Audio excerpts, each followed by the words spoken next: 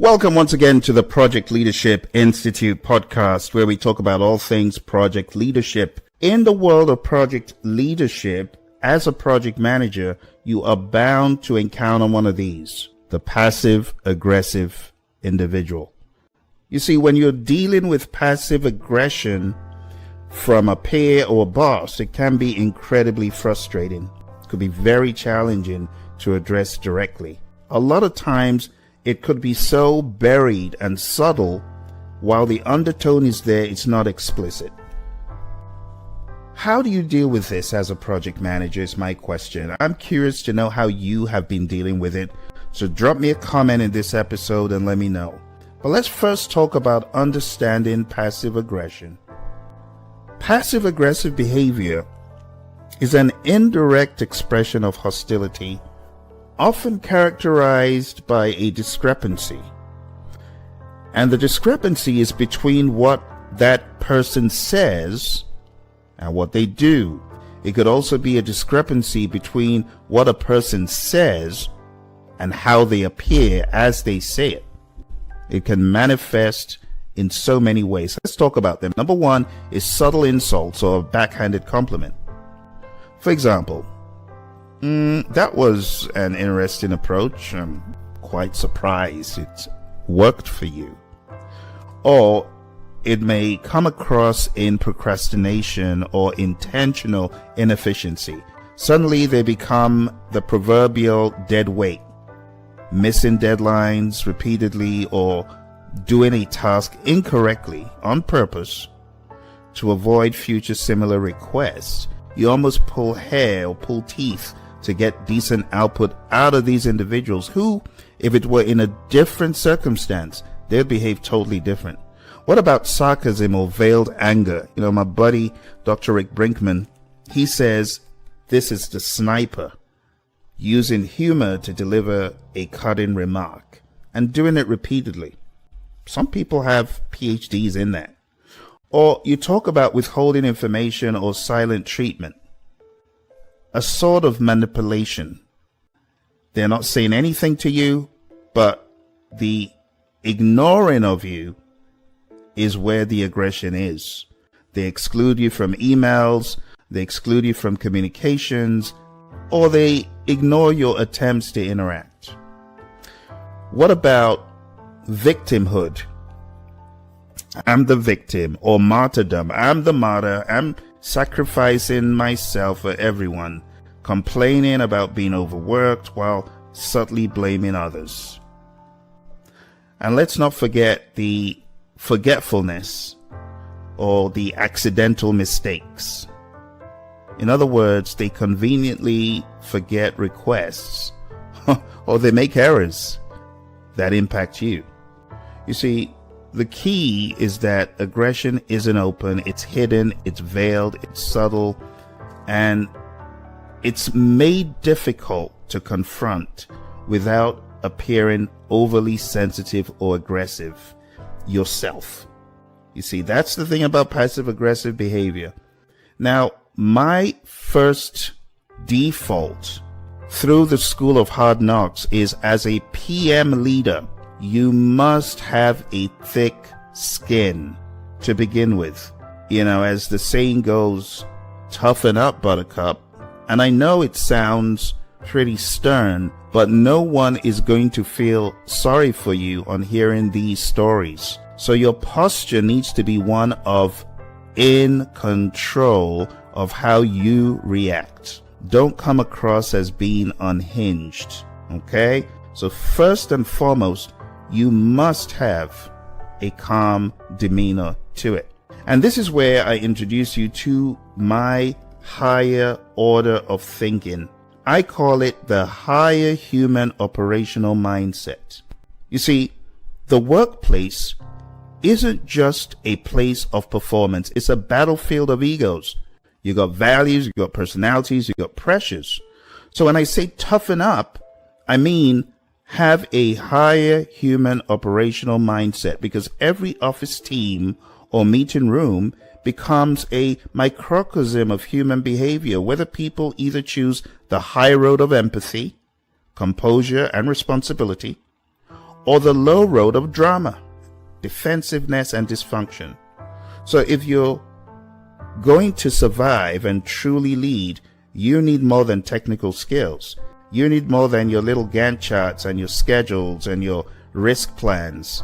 You need EI, emotional intelligence, as armor, and you need a philosophy, the mindset that I have coined as the higher human operational mindset.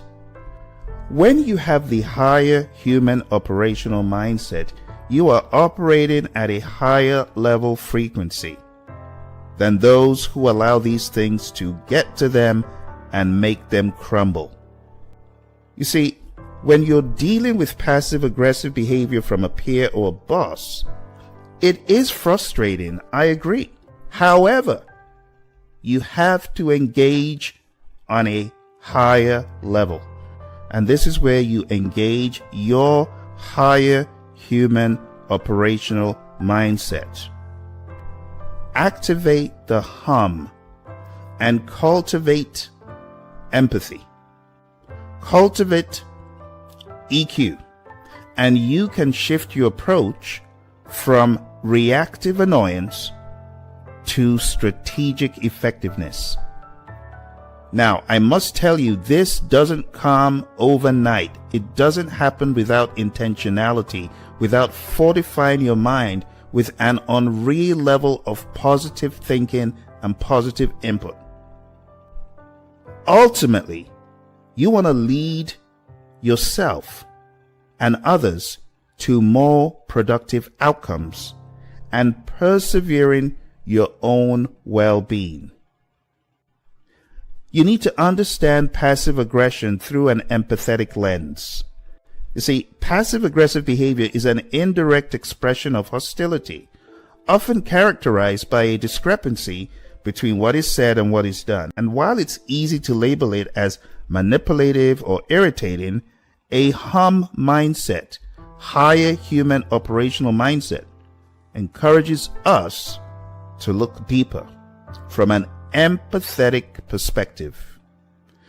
You see, when I look at people like this, who are passive aggressive, as opposed to being immediately aggressive towards them, my mind runs through a series of variables. Is it fear? Fear of confrontation or fear of rejection? Maybe fear of failure or not being liked. Maybe it's insecurity, a feeling of not being good enough, leading to a need to subtly undermine you or trying to make you feel inferior while they feel superior. They're insecure, some of them. Or is it resentment? Maybe it's resentment, unexpressed anger or frustration that builds up and leaks out indirectly. It could actually be a lack of communication skills. Some people are just absolutely inept when it comes to communication. The individual might genuinely not know how to express their needs or negative feelings in a healthy but assertive way. Perhaps it's past experiences. Maybe they've learned that direct communication leads to negative consequences in companies that they might have been in. So, to deal with this, my friend, in a different way, I'm going to give you strategies for dealing with this passive-aggressive behavior using my HUM approach. Higher human operational mindset. You are the higher human operating from a mindset of empathy and GID. Get it done. That's the goal. The goal is to get it done. Number 1, identify, document, and analyze from a higher level. Before you do anything, ask the question, what happened? What was said? What was done? How did it make you feel? Now, you're not just documenting for documentation's sake, you're analyzing patterns. Is this person passive aggressive only when stressed? My buddy Dr. Rick Brinkman, who wrote the book Dealing with People You Can't Stand, would often say people are various things in various circumstances. In the office, they could be the lion, the tiger, or the bear. But at home, they could become the little puppy dog who rolls over. You see, depending on the environment, people act in certain ways. Is their behavior triggered by specific topics or individuals? What are the common themes in their behavior? You see, this analytical step is going to move you beyond individual incidents to understanding the system at play, allowing for more precise interventions. You need to be the person in control when they are out of control, and you are in control how you receive whatever is given to you. So number 2, don't take it personally. You got to engage your higher human filter. Remember that passive aggressive behavior is there for one reason: belittlement and often derailment of your definite chief aim. You cannot allow that derail you. You see, passive aggressive behavior often stems from the other person's internal struggles. It's not a reflection of your worth. So when they're bent out of shape, you need to engage your hum mindset, your higher human operational mindset. Actively choose to filter their behavior through a lens of potential internal struggles rather than your immediate emotional reaction. This doesn't mean you accept mistreatment, but it means you don't internalize it. Remember, you also have a choice. You could choose to not engage. But if this person is standing in the way of your definite chief aim, you must engage your hum. And this higher human operational mindset embodies emotional intelligence. And that's the hallmark of the hum. Preserving your energy, being in a stoic state, and focusing on effective action. Number 3, you got to address the behavior, not the person. You know, when I engage with people of this nature, I oftentimes feel empathy. You see, I prefer using I statements because it gives me the power. For example, focusing on behavior of an individual, I could say, I've noticed that the last few reports have been submitted after the deadline, and that impacts my ability to finalize the project. Or you could be specific. Don't focus on your emotional state. Focus on the facts. For example, you could say, when you said that was an interesting approach, I felt it seemed dismissive of my work. You see. Or focus on impact. Explain how their behavior affects your work, the team, or the project.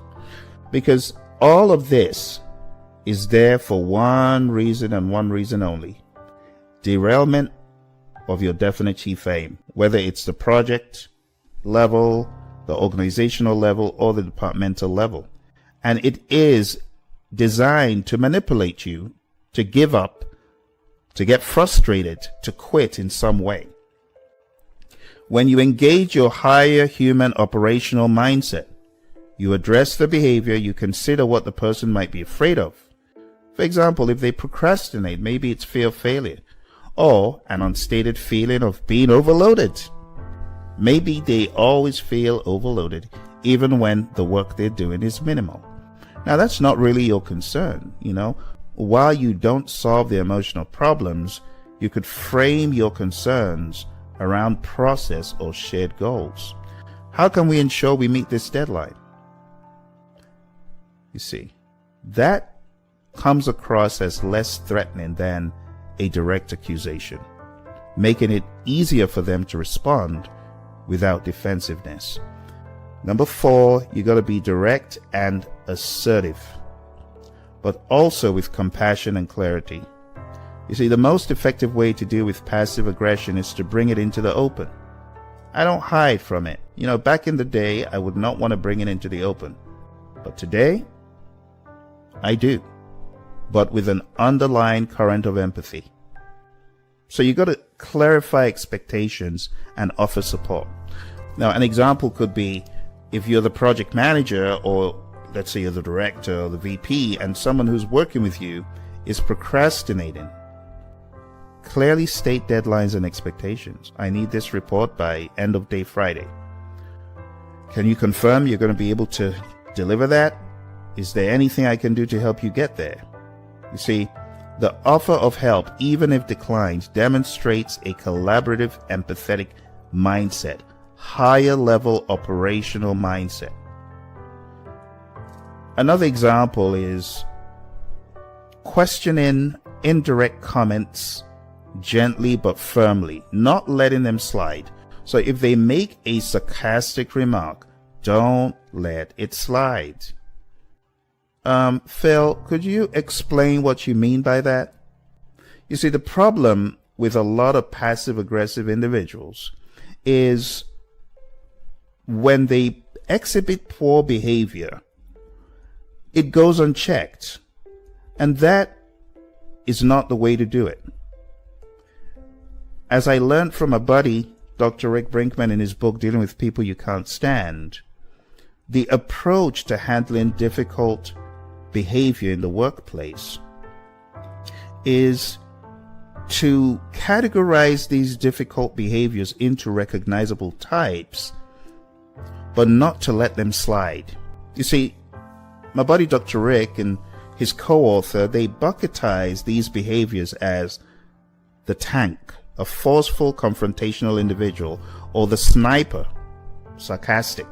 Now, the difference between the tank and the sniper is the tank is there to bulldoze their way to a goal. And the way they do it might be very tactless.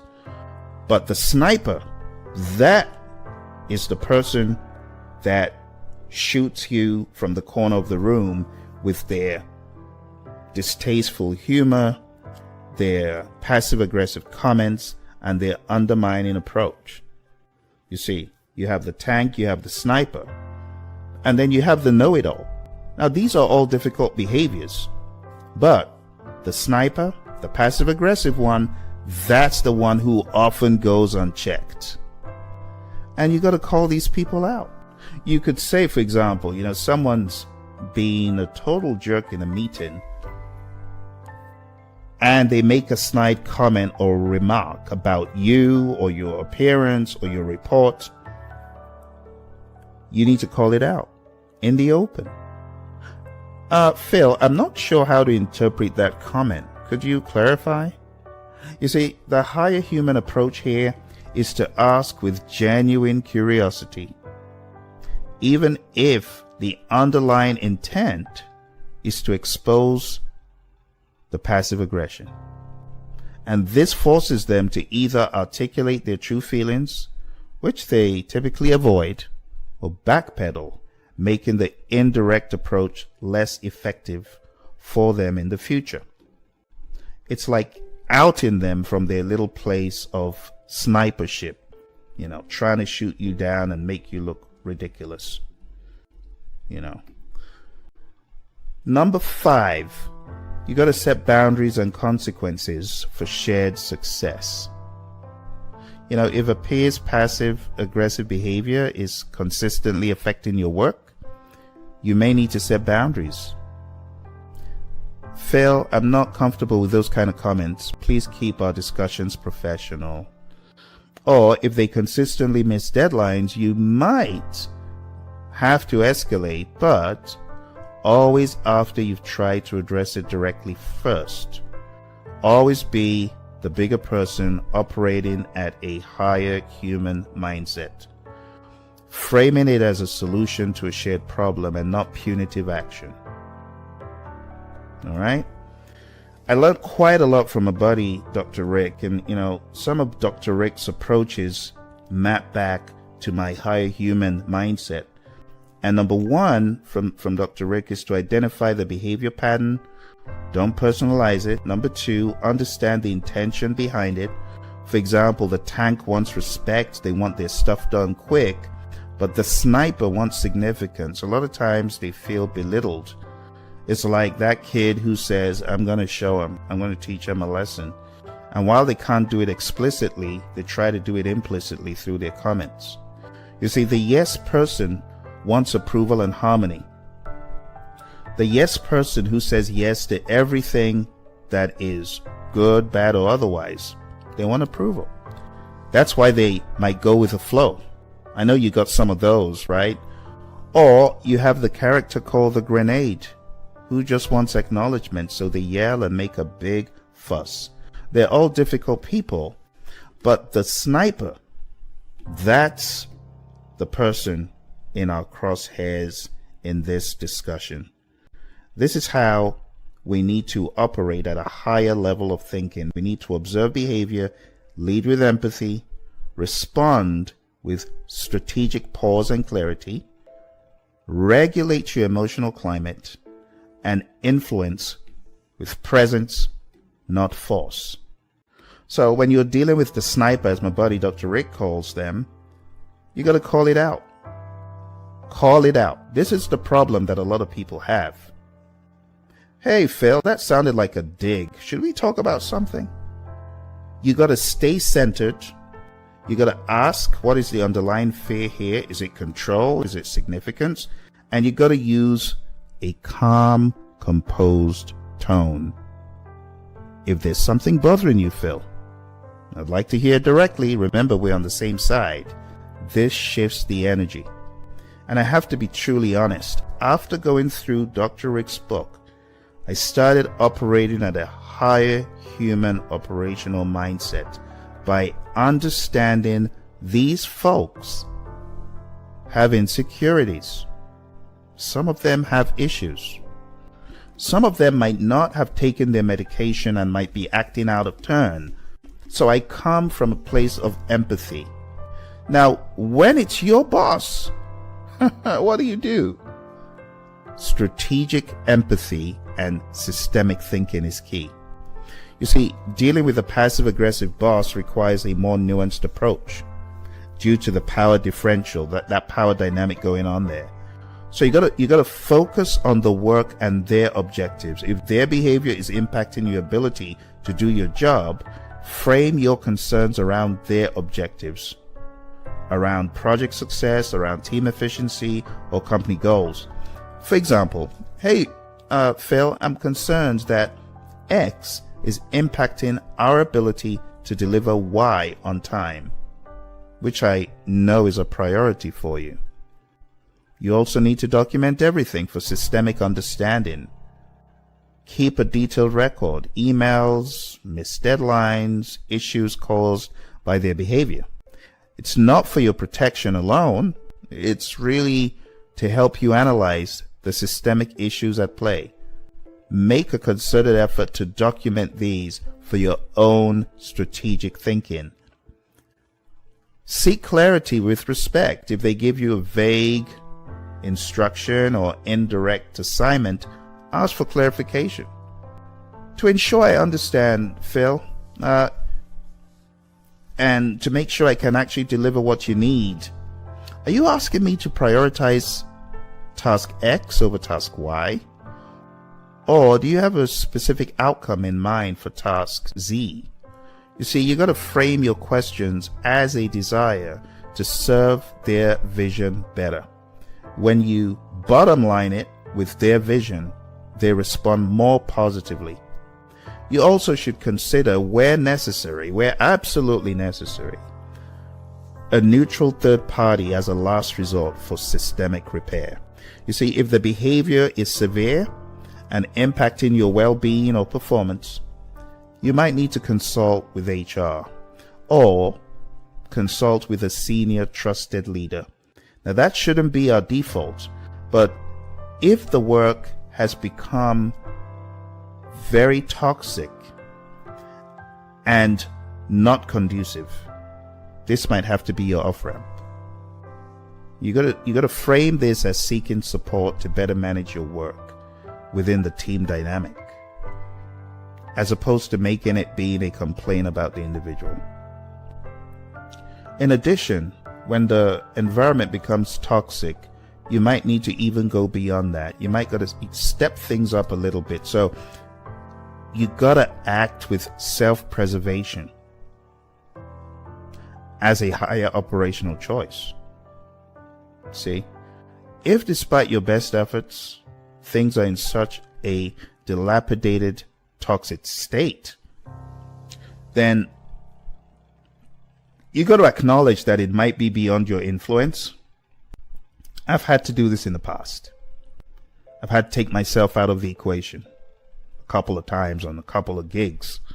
You see, to remove yourself is a crucial part of self-preservation, and it's also a higher level operational decision. But that should be a last result. That should not be your immediate go-to. So, what you shouldn't do when you are maintaining your higher human operational standards is don't ignore it. A fool at 40 is a fool forever. And I know some of us aren't 40, but for how long are you going to ignore it? It will likely get worse or erode your morale. For how long are you going to sit back and let this be all over you? Don't do it. Number 2, don't mirror their behavior. Don't become passive aggressive yourself. It only escalates the problem. Also, don't publicly shame or confront. Always address the behavior in private if possible. Public confrontation tends to trigger deeper defensiveness. Now, asking a question with a positive intent when you are in that higher level state of awareness and operation is always on the table. But that's different from public shaming or confrontation. Lastly, don't play the victim. You got to stay assertive. You are in control. No one can make you feel inferior without you conceding to it. So understand in your mind's eye, you are in control. Stay assertive. Stay professional. Maintain your proactivity and problem-solving stance. And by intentionally applying empathy to understand the potential roots of passive-aggressive behavior, leveraging your as I call it, higher human operational mindset to approach these interactions strategically and professionally, you can transform frustrating encounters into opportunities for clear communication, stronger boundaries, and ultimately a more productive and respectful working environment. When I understood what my buddy Dr. Rick was saying, I immediately began to see how I had been operating at a lower level human mindset, one of aggression, one of retaliation. But that's not the place you want to be.